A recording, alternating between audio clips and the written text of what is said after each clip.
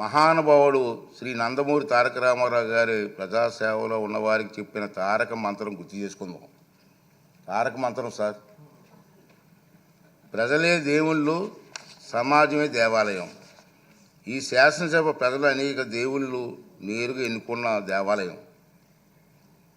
మళ్ళీ ఒకసారి రిపీట్ చేస్తాను, ఈ శాసనసభ ప్రజలు అనే దేవుళ్ళు నేరుగా ఎన్నుకున్న దేవాలయం. ఇది మనకు దేవాలయం లాంటిది. స్పీకర్గా నా బాధ్యత ఈ దేవాలయానికి నేను పూజారిగా పనిచేస్తున్నాను మాత్రమే, అంతే కదండి. దేవుడు తిరస్కరించిన వరాన్ని పూజారి నుండి ఆశించడం ఎంత తప్పు కదండి. దేవుడి నిర్ణయం 11 మంది ఇచ్చాడు, కానీ నేను ఏం చేస్తాను? పూజారికి నేను ఏం చేయగలను?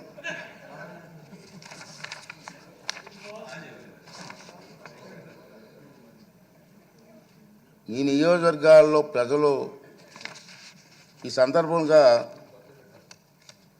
వాళ్ళ సభ్యులు కూడా రావట్లేదు, చూస్తూనే ఉన్నారు.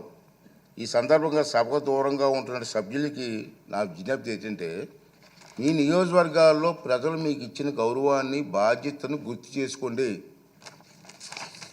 మీకు సభకు దూరంగా ఉంటే మీ నియోజకవర్గాల సమస్యలు సభలో ఎవరు ప్రస్తావిస్తారు? వాటికి పరిష్కారాలు ఎలా సాధిస్తారు?